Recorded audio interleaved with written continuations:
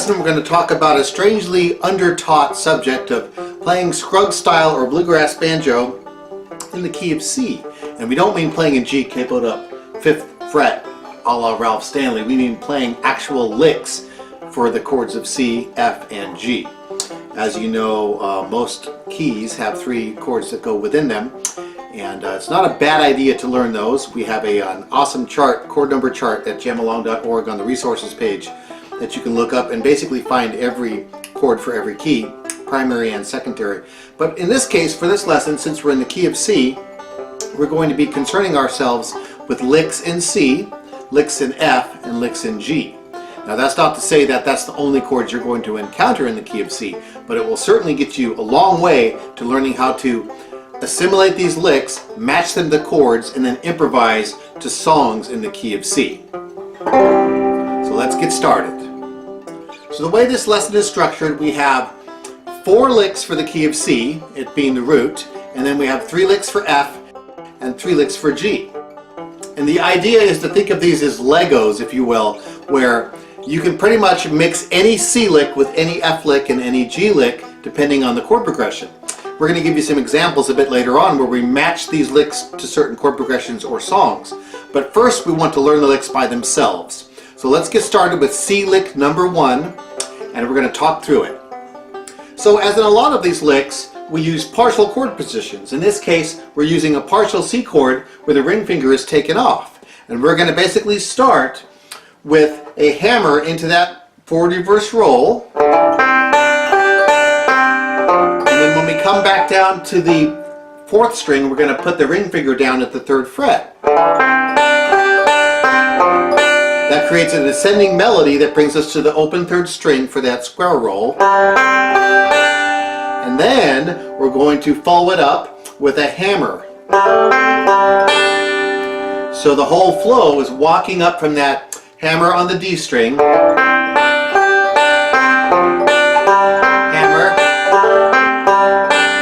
and this is a great lick because you can repeat it on itself, you can connect it to other phrases. As we loop that later on, it'll sound like this.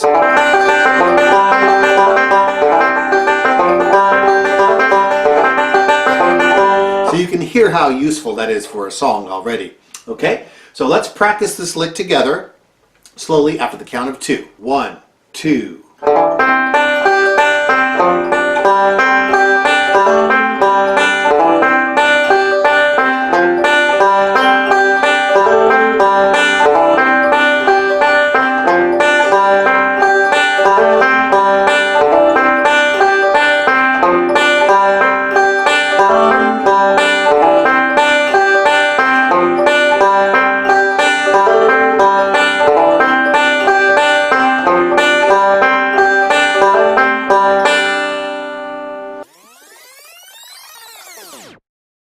Very nice. Now, of course, before going on, we leave it up to you to be honorable and use your blue slider bar under the video screen and get some repetition in on that lick. Get that smooth so you don't have to think about it so much, and definitely don't need to look at the tablature before moving on to C lick number 2. So for C lick number 2, we do a classic move where we start with the down the neck position, and we do a bit of a roll.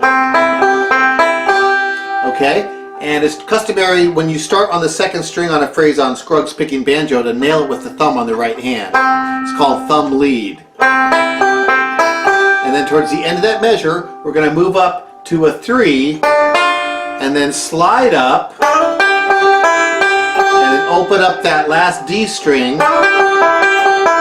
which gives us room to maneuver to wherever else we're going to be going after that lick. In this case, repeating that lick as a loop. So, C lick number 2, nice and slow after the count of 2.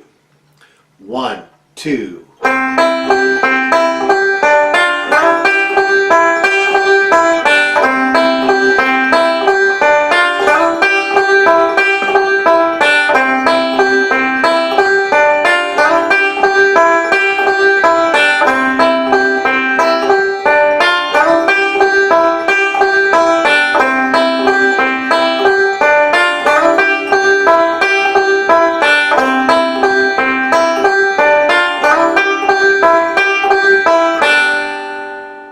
Beautiful. Rewind and practice that. And as you can already see, these licks are conjoinable wherever you want. So we could take the first two licks we've already learned and hook them together.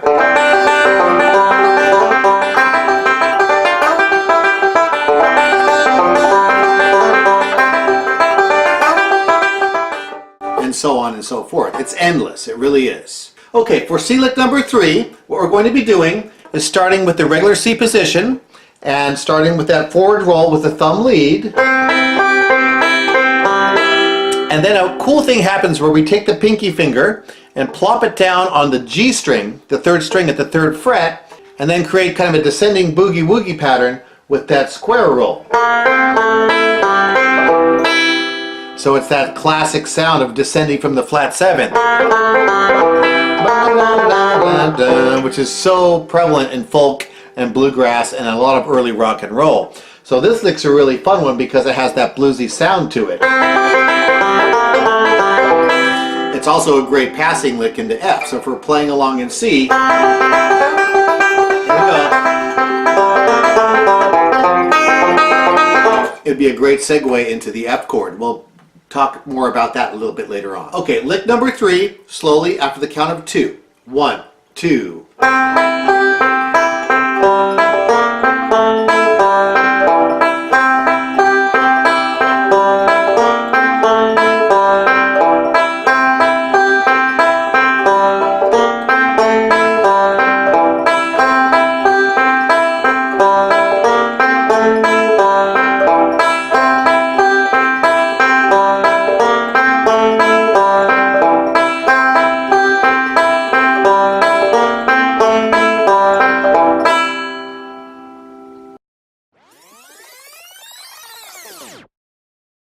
Finally, in C lick number 4, we use a really underappreciated C blues phrase, which is we're going to put the pointer finger at the 2nd fret on the 1st string and then reach over with the ring finger to the next string over at the 4th fret.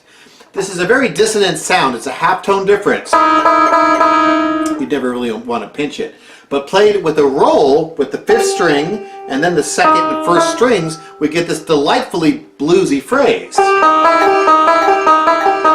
Incredibly useful. So anytime you're playing in C just about and you can grab that phrase for a bit, it counts as extra points because it gives you that kind of bluesy, snazzy sound without a whole lot of work with the left hand. For example, let's say I'm playing in C. Here we go. So definitely extra points there. Let's play this lick nice and slow after the count of 2. 1, 2.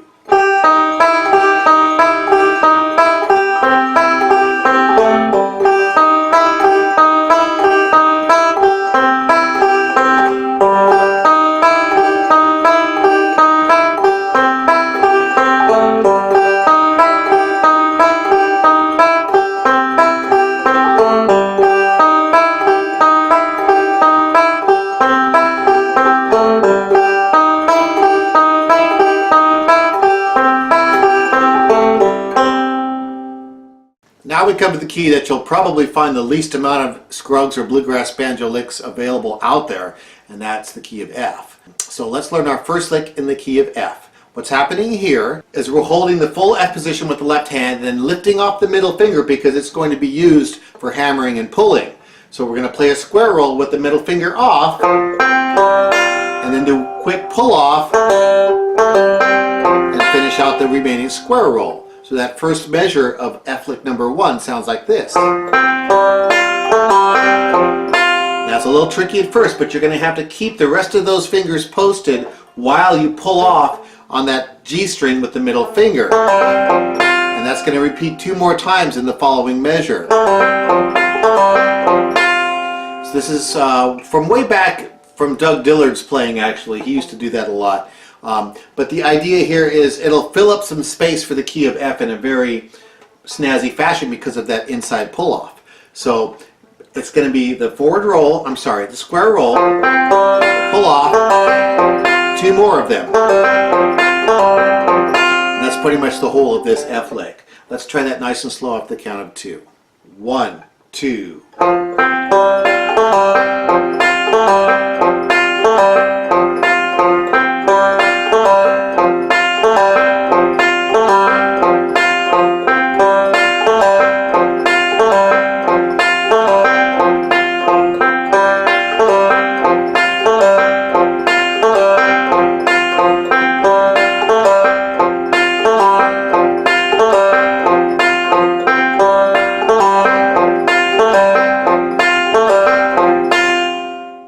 So definitely get some time with your slider bar, rewind and play that a bunch of times till that pull off comes nice and smoothly for you.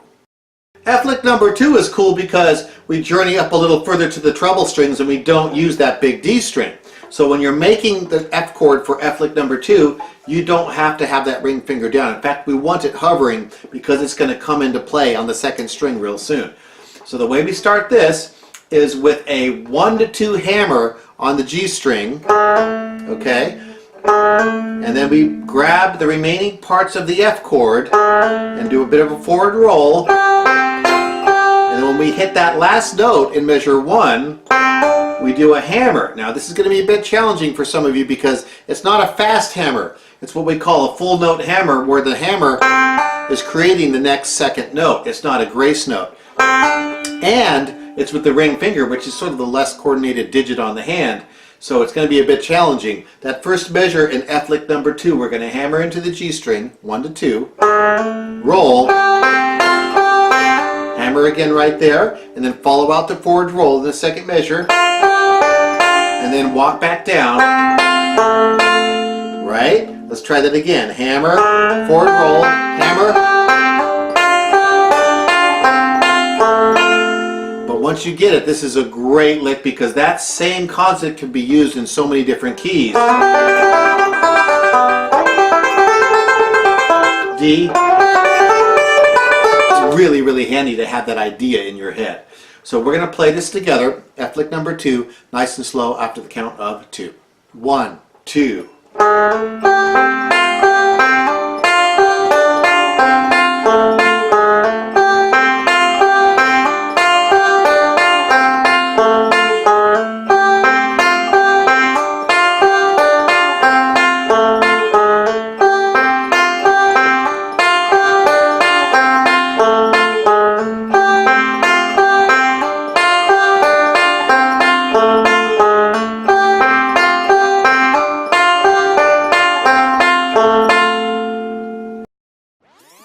Now in F lick number 3, we do another classic Earl Scruggs move. A lot of times when he was down in an F position, he would roll around for a nanosecond and then slide up to the next position of the same key, which would be the D position. 1, 2.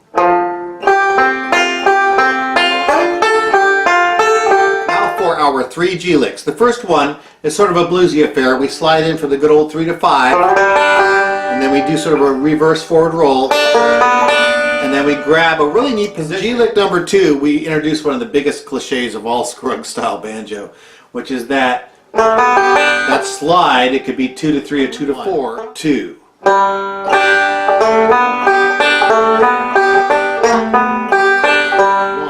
2.